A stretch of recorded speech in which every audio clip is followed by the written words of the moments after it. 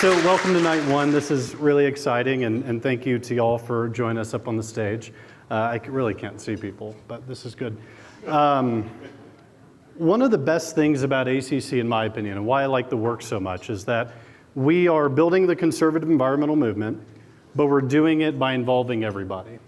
Because really what we're doing is, we may be conservative in ideology or in our way of thinking, but we are moderate in our approach. And what a moderate approach looks like is we don't demonize the other side just because we disagree with them. We don't disrupt our local communities because we love our local communities. It means that we are focused on being community leaders, not just on environmental issues on a local level, but truly on across the board being leaders in our local communities. And that's why these two wonderful members of ours and branch leaders of ours, I'm excited to talk to them tonight. So I just want to kind of set the stage with that, but start with something a little more basic, which is, how did both of you get involved with ACC? What was the thing that made you make the decision of, yes, I want to be a part of this organization? Eli, do you want to go first? Yeah, first of all, thank you for having me on the panel tonight. So for me, I got interested in environmental issues, environmental policy from a pretty young age. Like, I don't know what it was, but from a pretty young age, I was really interested in like nature and wildlife, and that would sort of mature into an interest in environmental law and policy in high school and college. But I was pretty disappointed with a lot of the environmental movement as I saw it, as it existed on my campus and in the national stage. And for me, I just saw a lot of what I viewed as grandstanding and not a lot of like actual practical policy solutions being proposed that I thought would actually pass. And even if they did pass, I believe that they weren't, considering all these unintended consequences of their proposed policies. And I think what drew me into ACC was the sort of all of the above approach to environmental policy. I heard it a lot from ACC regarding an energy policy, so thinking of clean energy as like an all of the above issue. But I also think it comes across in like a lot of other environmental policy issues, and just this idea that everyone deserves to have a place at the table when we're talking about environmental policy issues, including the people who I think are often left out of environmental policies conversations. Awesome. Yeah, I can't relate. I mean, that's awesome, but I never knew anything about environmental policy. It's totally new to me.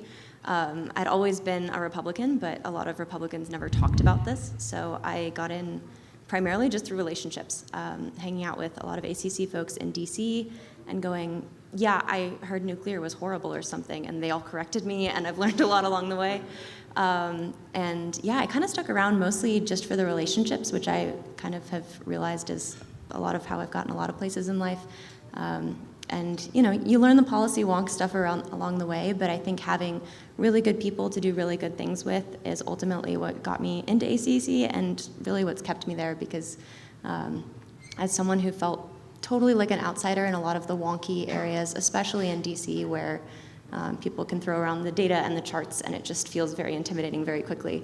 Having people that were just chill and normal and kind to you was a huge part of why I got involved. Did you hear that? You're all normal.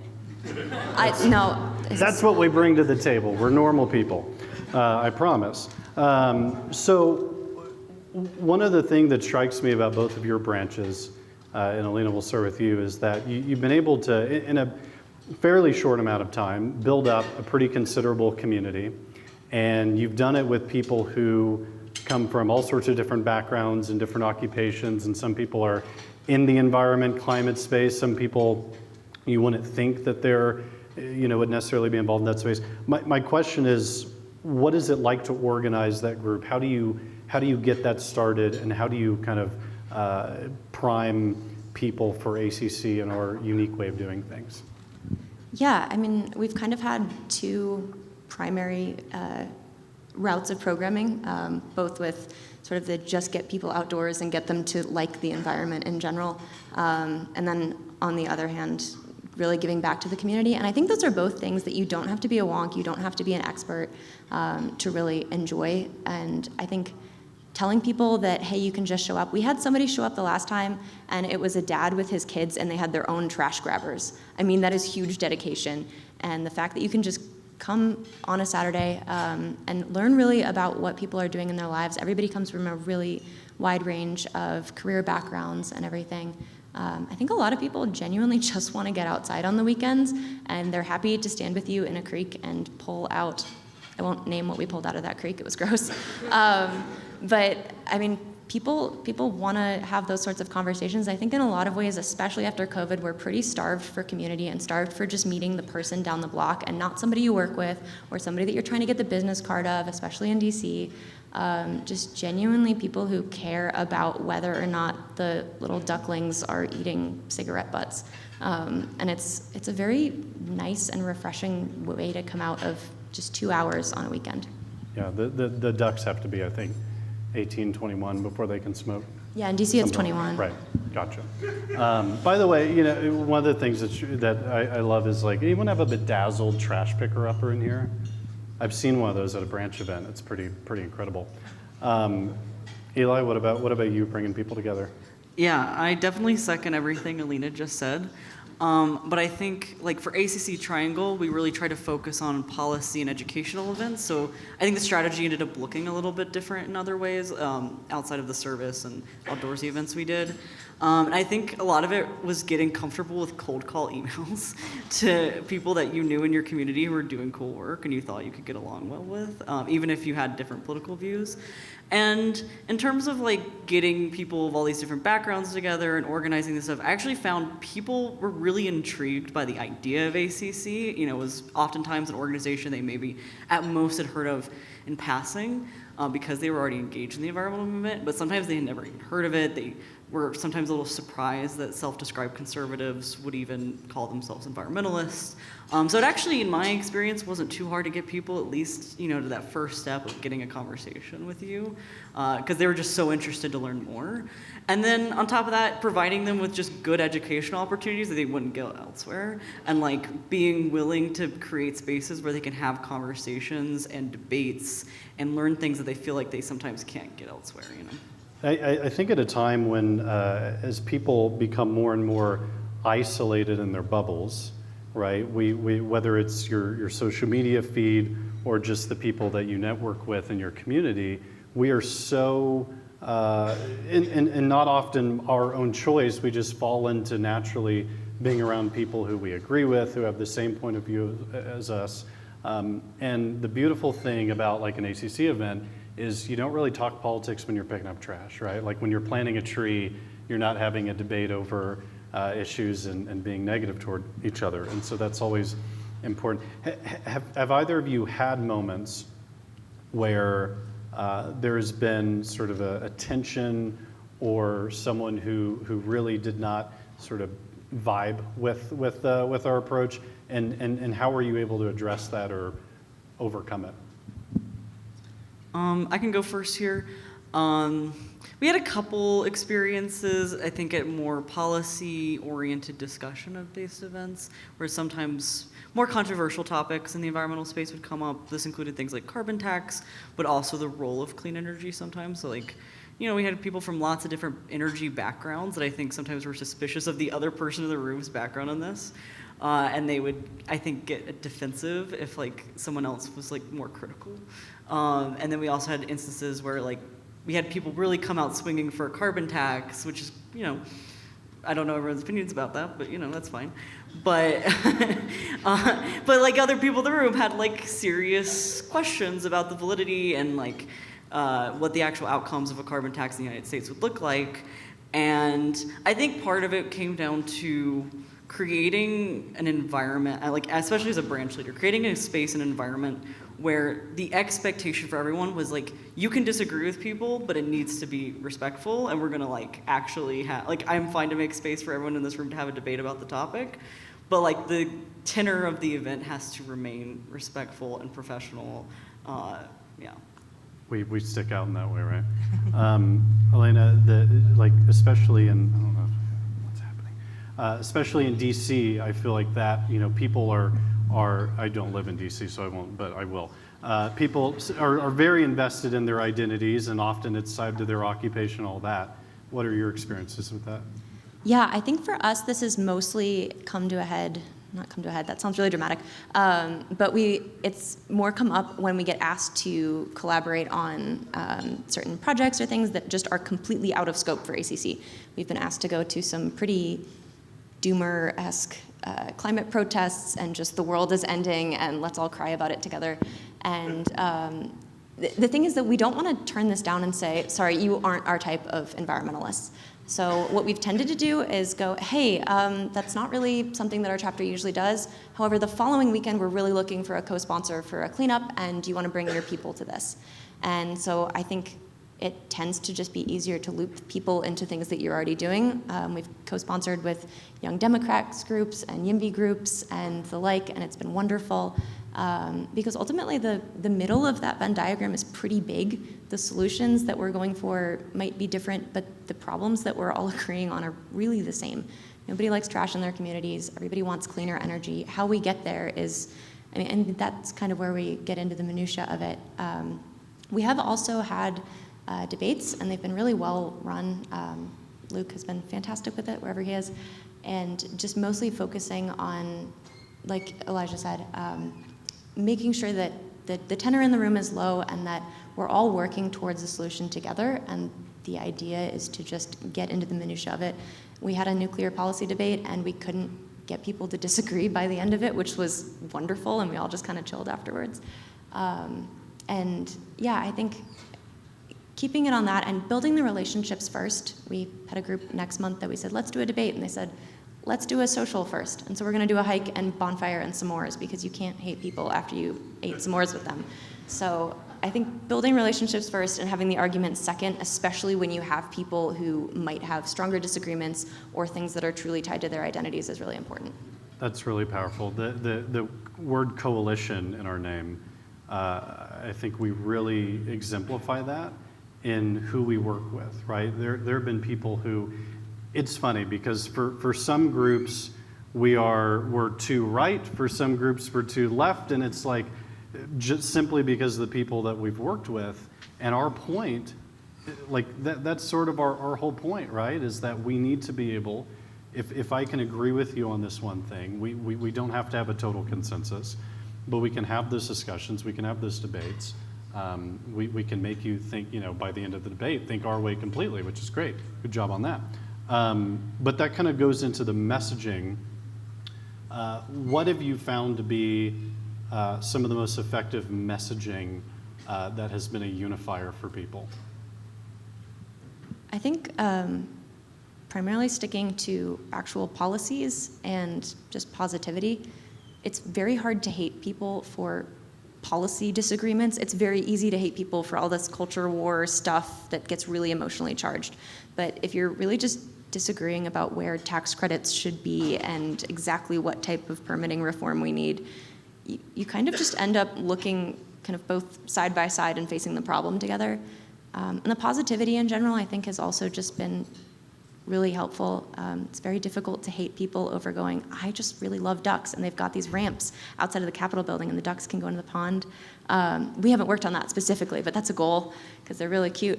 But I think just genuinely being hyped up for nature and being hyped up for being outdoors, and isn't this really cool, everyone? And I think that's always going to be a selling point. Most people like being outdoors. Most people get really jazzed up by that. And I think those are unifying, and they're very motivating. I didn't know there was so much duck stuff in DC. There's lots of ducks. There's like a really good amount of ducks. Okay. Eli? Yeah, I definitely second the nature piece. So like I said, even though ACC Triangle was definitely more of a policy-oriented branch, we did a lot of outdoors events, including hikes. And honestly, sometimes the best policy or like in the weeds conversations and most respectful conversations we ever had were doing hikes or just going on a trail together.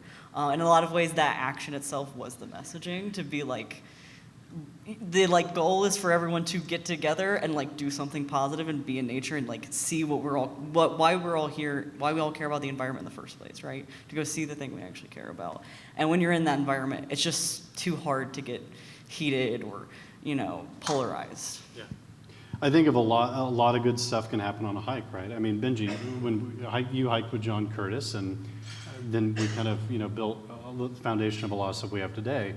The ironic thing is when you work for an environmental organization, usually a hike is a way to clear your mind. It doesn't work because you're just thinking like this is connected to work. Not as fun. Can you tell us about a time when those messages that you've talked about, maybe there's a story or an anecdote, when it's brought people together, and maybe, you know, I think the debate example is a good one, but those kind of breakthrough aha moments of like, we are a lot better off than actually I thought we were because we were able to come together over this sort of bipartisan agreement.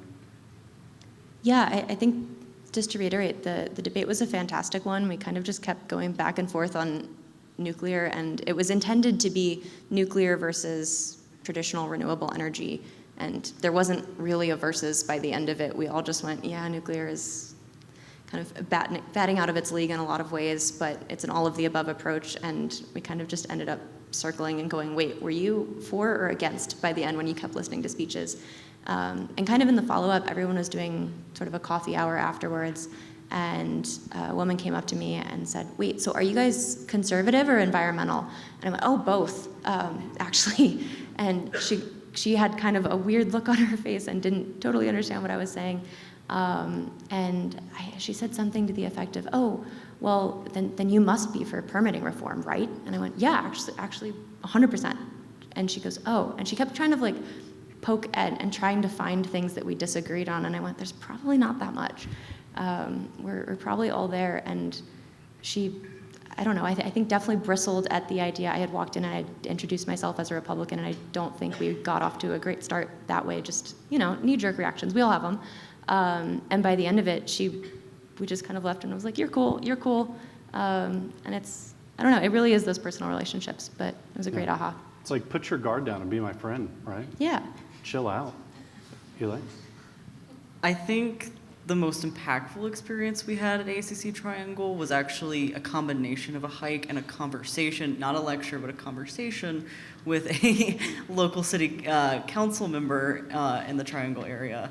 And I think that combination of being in nature plus taking someone who's like in a political position but like at the local level and like having an equal, you know, everyone's at the table at the same level type of conversation was just really impactful, because I think we all kind of saw that we could, especially at that local level, right, where things aren't as heated, they're not as polarized, and the solutions are much more practical, and like they're not going to be like hyper ideological.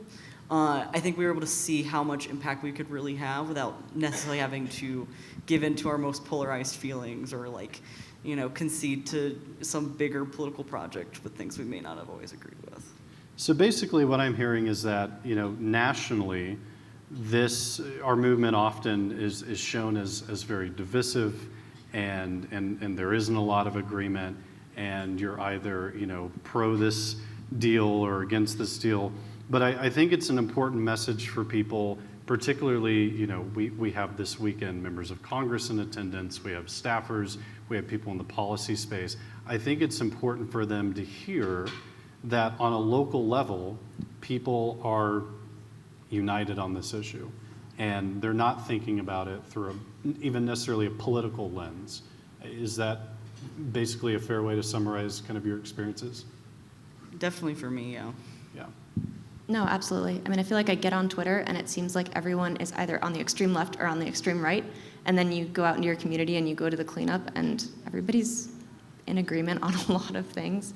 I think a lot of the politics gets extremely divisive, or it just creates these dichotomies where they don't need to exist, normally because there's other legislation kind of tacked onto them, and so it just ends up being these market baskets of ideologies where they don't need to be. But it is very heartening to go outside and touch grass and talk to people who don't have a username next to their opinions, because it's much more chill. Now, both of you have done sort of a level of, you know, meeting with elected officials and talking to them about the issues that your branch cares about, that you care about. Have there been things that surprised them or maybe have surprised you about them in those conversations? This is a good question. I think one thing that surprised me meeting with elected officials is how excited they are to hear people with our viewpoints a lot of the time. Like, I think about it like this, right? The types of people who go to city council members are the most likely to call their representatives are often the people who have like the most time on their hands, and I think oftentimes that's not, young people. Angry? Yeah, they're angry, they're negative, they're polarized, and like, I don't think a lot of young people in particular are like getting out there and talking to their local elected officials or national elected officials for that matter. So I think in my experience, they're just so excited. I think they're even more excited to hear people, from like organizations like ACC, where they have the younger people are really passionate and they have often very innovative ideas that like they're not hearing all the time. Like how often are you hearing from a conservative who cares a lot about the environment if you're just any old, Republican elected official? Yeah, no, I definitely agree. I also think that Republican politicians in particular, one, don't hear from a lot of young people just because they don't have as many young constituents, and they're kind of pleasantly surprised when we're involved or wonky or care about it. And so when you have opinions that are also backed up by any of the sort of policies that you've read about, they're really pleasantly surprised a lot of the time. It's kind of like when you talk to older relatives and they go, "Oh, you think about this stuff?" And you're like, "Yeah, I think a lot about this stuff, and I'm really excited about it."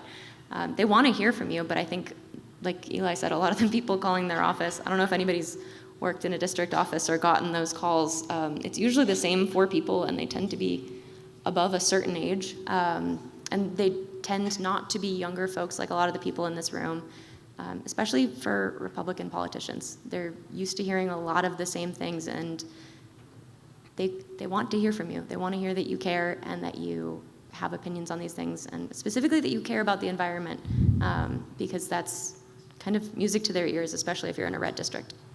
So think about the opportunity here. Even if you're someone who doesn't see themselves as wanting to be politically engaged or political or thinking that way, the fact that the alternative is that if we are not communicating with our elected officials, first of all, policy is happening and these discussions are happening whether you are part of them or not. And so my argument is always, let's be part of it. And if you are in this room thinking, well, politics isn't really my thing, think about the impact that you can have by being maybe one of those 4 people, right? You could be the 5th person that calls the office a bunch, and you're going to break through because you're a much different voice than what they're used to hearing. I also think something that's unique about ACC advocacy meetings that I've been in, most politicians, when they're meeting with young people, it is a meeting of pleasantries and the photo op and all that. Our members go in prepared to talk about policy, and it's a much different meeting, and they always seem to like that. So we've got people here who are either starting up branches, they've been in branches, maybe they're considering starting a branch. What advice would you give to Eli? We'll start with you. What advice would you give to someone who wants to start an ACC branch, particularly around how to build a coalition of people?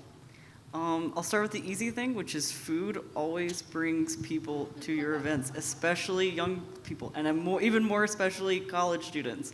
And it is also, like one of our previous speakers just mentioned, one of our greatest unifiers. I also think, I mentioned this earlier, but I think getting comfortable with cold calling and realizing that it's not rude to like reach out to people who inspire you or like want to work with. Like most of the time, I know it's scary at first, but most of the time they are not offended, and in fact they are usually very excited to hear from especially a young person who's super excited about environmental action. And they're super excited to meet new people who are interested in issues with them and have new partners in this area. Yeah, I would add people to your list. And by that I mean like literally physically make a list. I think a lot of times you post on Instagram and you're like, oh, I put it up and nobody clicked on the thing. Yeah, if you invite people, people want to come. Even better, ask them to bring something small. Like, oh, I really, really need you to bring paper towels. It does not matter if you need paper towels. Then they have a reason that they have to come. Is this manipulative? I don't know, maybe, but it works so well.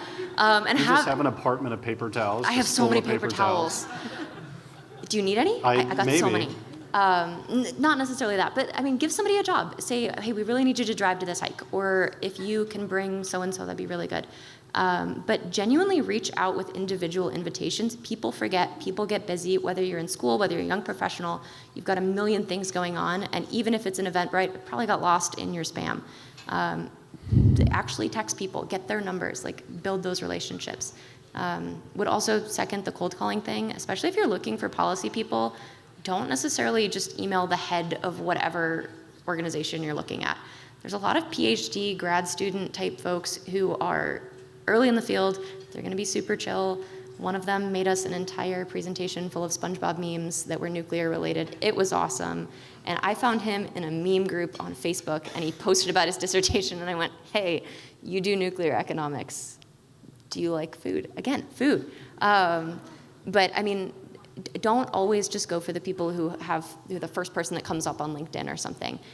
It's really wonderful, especially in our sort of grassroots movements, to ask for speakers who are just earlier and younger. I mean, we are, why not? Yeah, I think I'll jump in with one piece of advice, which is that to use the youth to your advantage, right? I remember when I started in politics, I was, when I first started in politics, I was 13 years old, making homemade signs and putting them up around my neighborhood for a presidential candidate. But people wanted to talk to me because they're like, you're different. You're different than the people who usually come around here. And so as someone who is younger, you actually have, it may feel like maybe you won't have a lot of influence. You have a ton of influence, and we're here to help you amplify that. So I want to thank you, Alina and Eli, for not only just being here and sharing some of this insight, but for leading our branches, for being a model of leadership in your local community, and for building constructive coalitions. So let's give it up for them. Thank you.